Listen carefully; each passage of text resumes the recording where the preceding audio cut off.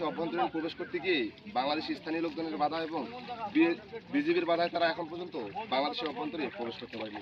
তবে কাঁটাতারের বেড়া পেরিয়ে এসে ভারতের অবস্থান করছে। আমরা এই মুহূর্তে অবস্থান করছি লালমনিরহাটের হাতীবান্ধা উপজেলার বুড়াসারডুবি সীমান্তে। বাংলাদেশি 886 নম্বর যে পিলার রয়েছে সেই পিলারের পাশেই তারা গতকাল রাত 4টার দিকে প্রবেশ করে এবং প্রবেশ করার পরেই তারা বাংলাদেশের অভ্যন্তরীণে প্রবেশ করতে আসে। সেখান থেকে স্থানীয় লোকজন দেখে বাধা দেয় এবং বিজিবিকে খবর দেয় এবং বিজিবি তাৎক্ষণিক তাদের টহল দল এখানে এসে তাদেরকে বাধা দেয়। স্থানীয় লোকজন এবং বিজিবির বাধায় কিন্তু তারা এখন পর্যন্ত বাংলাদেশের অভ্যন্তরীণ প্রবেশ করতে পারেনি।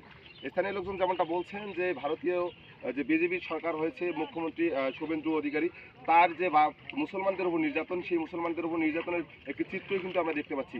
যে আমরা আমার সামনে যে দাঁড়িয়ে আছে, যে আমরা দেখতে পাচ্ছি যে আমার সামনে একটি স্টলে বসে আছে ভারতীয় বিএসএফের যে টহলের যে স্টলটি রয়েছে, সেই স্টলে কিন্তু শিশু, বৃদ্ধ সহ নারী বেশ কয়েকজন ওখানে কিন্তু অবস্থান করছে। আমরা জানতে পেরেছি যে 11 জন তারা বাংলাদেশে পুশিন করেছে। এই পুশিনের ঘটনায় এটি নতুন নয়, এই দীর্ঘদিন থেকে তারা পুশিনের চেষ্টা করছে। এখন থেকে গত 3 দিন আগে কিন্তু তারা হাতীবান্ধা উপজেলার যে আমজল সীমান্ত রয়েছে সেখানেও কিন্তু এই 10 জনকেই তারা পুশিন করার চেষ্টা করছিল এবং স্থানীয় লোকজন বাধা দেয়।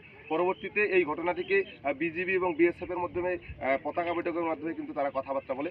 আজকে কিন্তু রাতে আবারও তারা পুশিন করেছে 10 জনকে। আমি যদি আপনাদের একটু বিস্তারিত বলি যে ভারতীয় যে মধুসূদন ক্যাম্প রয়েছে সেই ছোটো মধুসূদন ক্যাম্পের পাশে কিন্তু তারা এই বাংলাদেশের যে 886 নম্বর পিলার আছে সেই 86 নম্বর পিলার দিয়ে তাদেরকে বাংলাদেশের অভ্যন্তরীণে প্রবেশ করা দেয় এবং পরবর্তীতে তারা এখান থেকে তাদেরকে বাংলাদেশের ভিতরে প্রবেশ করার জন্য পাঠায়। কিন্তু স্থানীয় লোকজন এবং বিজিবির সহায়তায় কিন্তু তারা এখন পর্যন্ত বাংলাদেশে প্রবেশ করে নেয়। আপনাদের যদি আরো একটু বিস্তারিত বলি যে এই এলাকার লোকজন যারা আছে সীমান্তবাসী, তারা কিন্তু প্রতিজন হাতে লাঠি সোঁটা এবং বিজিবি তারা সশস্ত্র বাহিনী রয়েছে, তারাও কিন্তু তাদের অবস্থান গ্রহণ করছে। এই কারণে কিন্তু তারা এখন পর্যন্ত বাংলাদেশের অভ্যন্তরীণ প্রবেশ করতে পারেনি। আরেকটি বিষয় হচ্ছে যে বাংলাদেশের প্রধানমন্ত্রীর দিকে সবাই দৃষ্টি আকর্ষণ করছেন যে এই পররাষ্ট্রনীতি এবং এই পররাষ্ট্র যে মন্ত্রী রয়েছেন বা তাদের সংশ্লিষ্ট যারা রয়েছে তাদের সাথে যোগাযোগ করে যেন এই সীমান্তবাসীর জন্য একটি সুষ্ঠু সমাধান করে দেওয়া হয়।